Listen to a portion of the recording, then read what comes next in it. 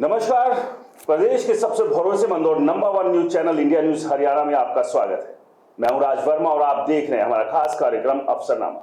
अफसरनामा के इस बार के हमारे सफर में हमारे साथ हैं भिवानी जिले के एसपी अजीत सिंह शेखावत जी।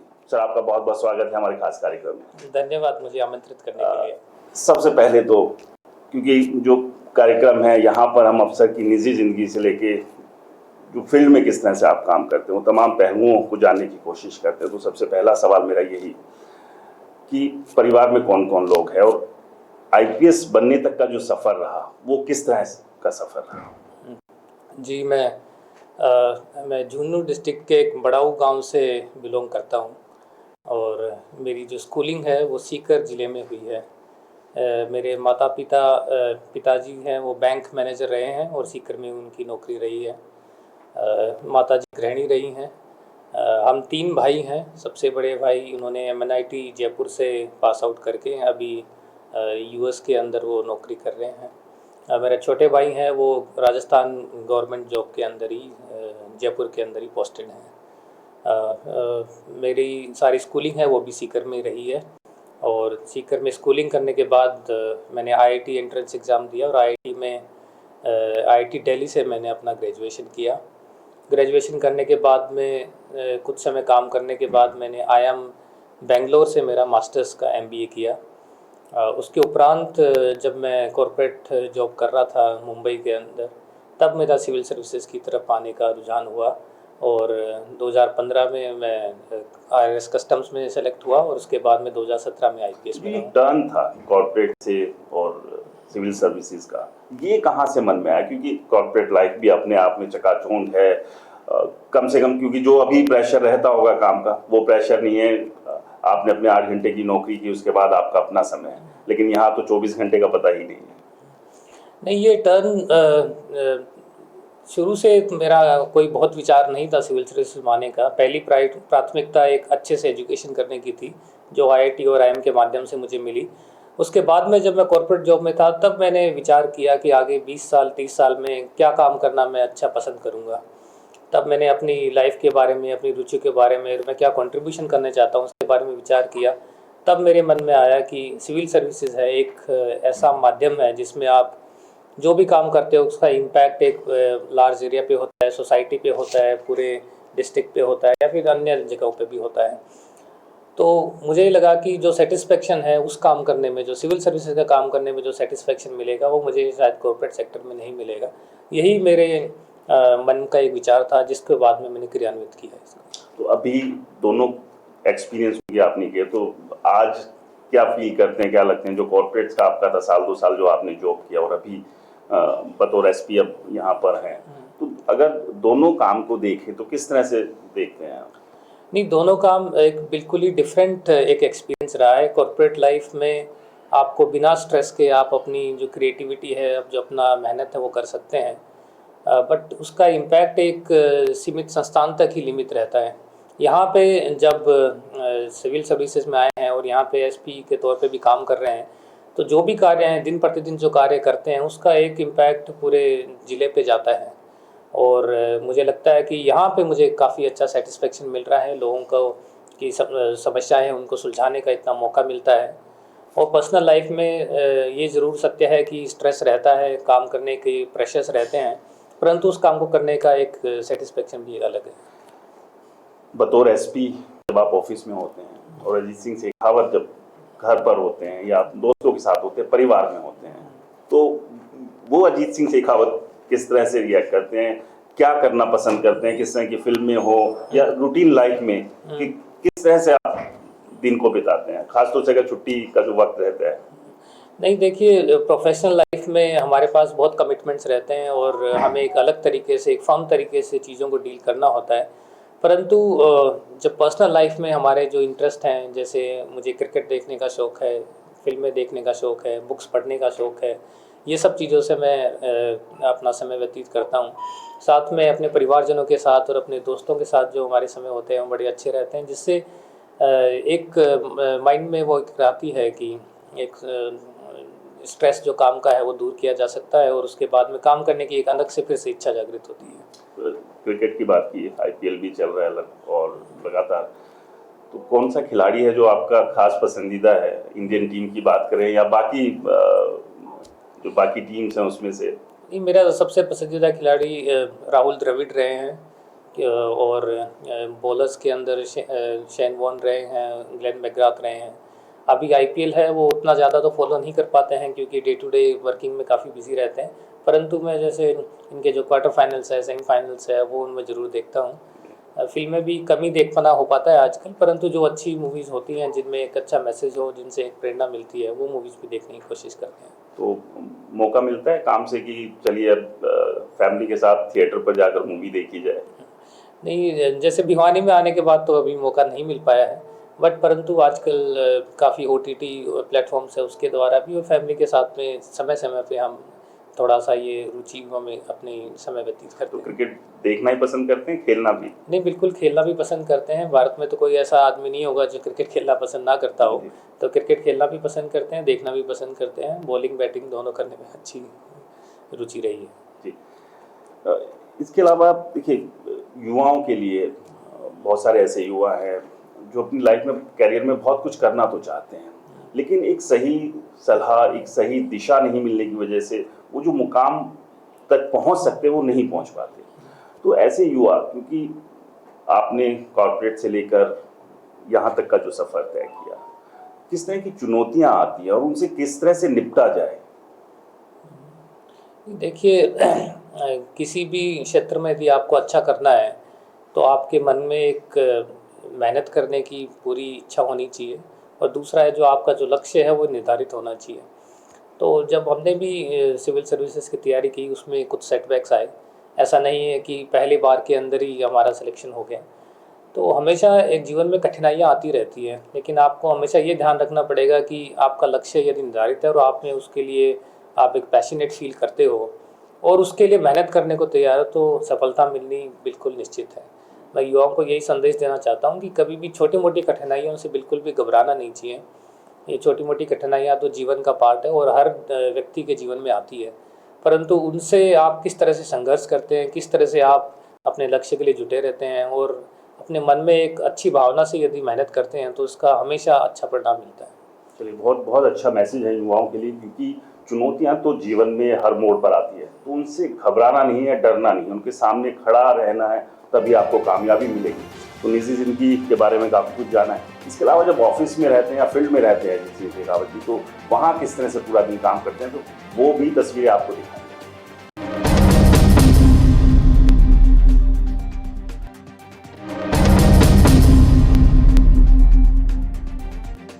अफसरनामा का हमारा ये सफ़र लगातार जारी है और हमारे साथ भिवानी जिले के एसपी अजीत सिंह शेखावत जी हैं। अब हम महिला पुलिस स्टेशन में पहुंचे हैं उनके साथ, तो किस तरह से फील्ड में अजीत जी काम करते हैं वो तस्वीरें भी आपको दिखाएंगे, क्योंकि बड़ा अहम हो जाता है एक पुलिस ऑफिसर के लिए कि निजी ज़िंदगी की जिम्मेदारियाँ तो है ही है, इसके अलावा पूरे ज़िले की जिम्मेदारी है, लॉ एंड ऑर्डर की जिम्मेदारी है, तो उसको किस तरह से आगे लेकर चलते हैं। पूरी टीम का एक कोऑर्डिनेशन है, वो भी बहुत ज़्यादा मैटर करता है, और किस तरह से लॉ एंड ऑर्डर को बेहतर रखा जाए, जो शहर के लोग हैं उनके साथ किस तरह का एक तालमेल पुलिस का हो, ये भी बड़ा अहम हो जाता है। सर, फील्ड की बात करें, निजी ज़िंदगी के बारे में तो हमने जाना, अभी महिला थाने में हम यहाँ पर हैं, तो किस तरह की पूरे दिन की वर्किंग आपकी रहती है, और अगर भिवानी ज़िले की बात करें और ख़ासतौर से क्योंकि अभी महिला थाने में है, क्राइम अगेंस्ट वुमेन जो है उसका क्या रेशो है? भिवानी में पुलिस का दो मेन महत्वपूर्ण काम होते हैं, एक तो लॉ एंड ऑर्डर मेंटेन करना, दूसरा इन्वेस्टिगेशन के कार्य करना।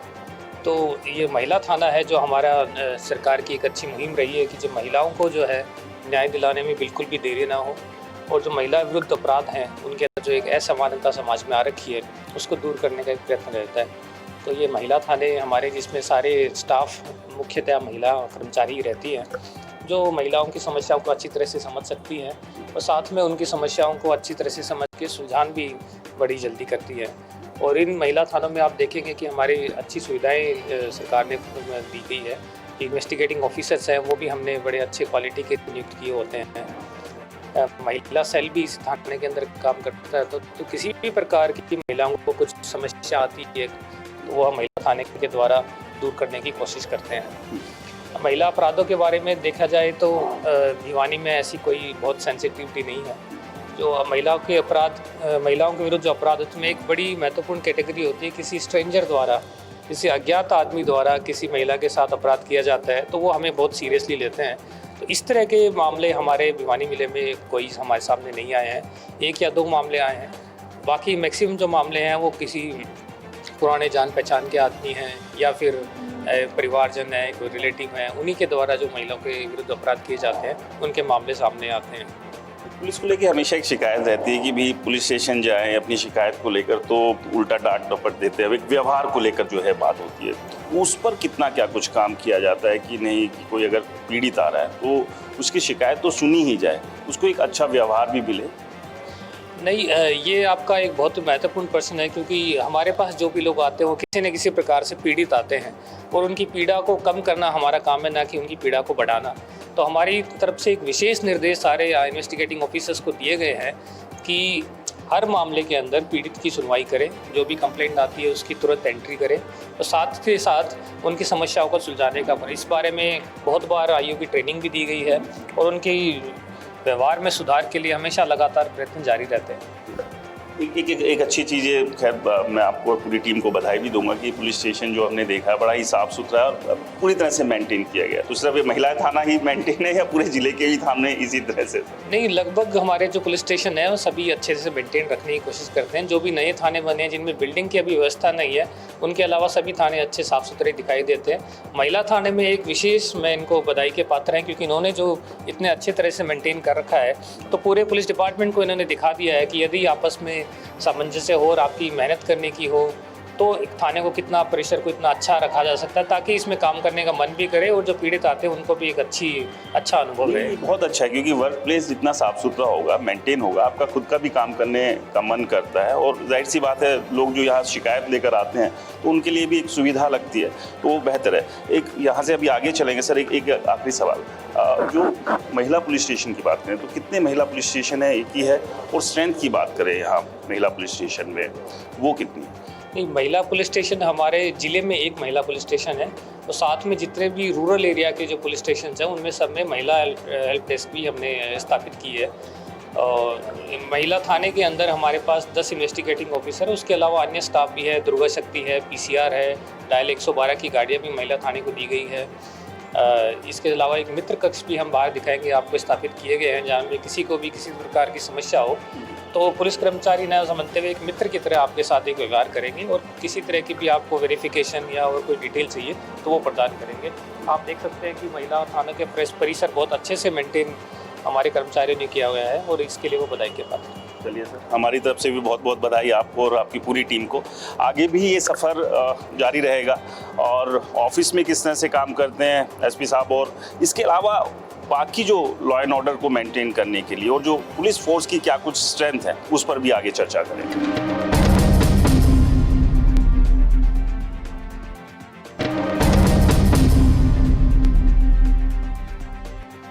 अफसरनामा के हमारे इस खास सफर में हमारे साथ भिवानी जिले के एसपी अजीत सिंह शेखावत लगातार बने हुए हैं और अब सर के ऑफिस पहुंच गए। सर, ऑफिस की बात करें, किस तरह से ऑफिस का दिन जो है वो आपका?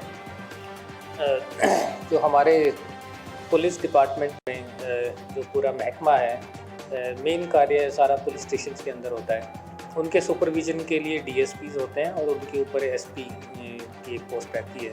तो इस ऑफिस से हम पूरे ज़िले के जितने भी क्राइम है, इंसिडेंट्स है, लॉ एंड ऑर्डर है, सबकी मॉनिटरिंग करते हैं। यहाँ पे महत्वपूर्ण काम में एक कंप्लेंट और फरियाद को सुनना है, क्योंकि इससे हमें फीडबैक पता चलता है कि थाना स्तर पे किस तरह की सुनवाई हो रही है, किस तरह की कमियाँ हैं। इसके अलावा हमारे एससीज होते हैं जो सीक्रेट एजेंट होते हैं, वो सारी इन्फॉर्मेशन हमको प्रोवाइड करते हैं।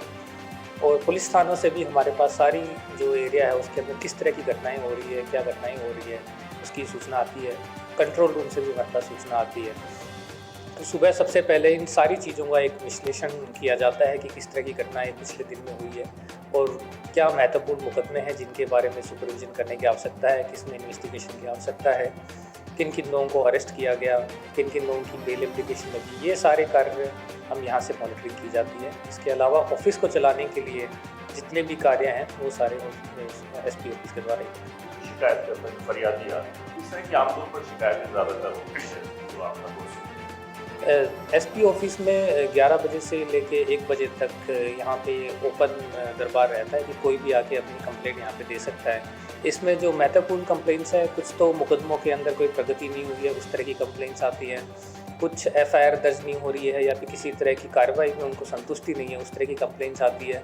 इसके अलावा भी किसी तरह की कंप्लेंट्स हो, आपस में कुछ मारपीट हो जिसके अंदर अरेस्टिंग धीरे हो रही है या फिर उनको ट्रेस नहीं किया गया है, जो ये तो क्राइम से रिलेटेड की कंप्लेंट्स आती है। इसके अलावा भी लॉ एंड ऑर्डर की सिचुएशन पैदा हो रही है, उसके बारे में भी कुछ डायरेक्ट कंप्लेंट्स हमें रिसीव होती है। ऑफिस से रिलेटेड भी कुछ फरियादी हमारे पास आते हैं जो अपनी तरह की कंप्लेंट्स देते हैं। मेरे सहयोगी रवि भी वो भी कुछ सवाल आपसे लेना चाहते हैं। जी रवि। फील्ड की बात करें सर, फील्ड में लगातार विजिट होती है, यहाँ लोग आते हैं, फरियादी आते हैं, परिवादी भी आते हैं। उसके अलावा फील्ड में हमने देखा है कि पूरे हरियाणा में नाइट डोमिनेशन चलाया जाता है। एक भिवानी पुलिस के द्वारा हमने पिछले दिनों देखा था डस्क डोमिनेशन जो है वो कितना कारगर साबित हुआ है और फीडबैक किस तरह का मिल पा रहा है। देखिए, हमारे पुलिस के 2 तरीके हैं क्राइम को कंट्रोल करने के। एक तो है कि क्राइम होने के बाद में अपराधियों को पकड़ें ताकि उनको सजा मिले और आगे से वो क्राइम ना करें। दूसरा है कि अपराध को रोकने के लिए हम क्या कार्य करते हैं, वो भी एक महत्व। इसी कड़ी में नाइट डोमिनेशन हो या डस्ट डोमिनेशन हो या फिर हमारी टीमों द्वारा जो आदतन अपराधी है उनका सर्वेलेंस जो किया जाता है, ये सब चीज़ें एक महत्वपूर्ण पार्ट है प्रिवेंशन क्राइम का।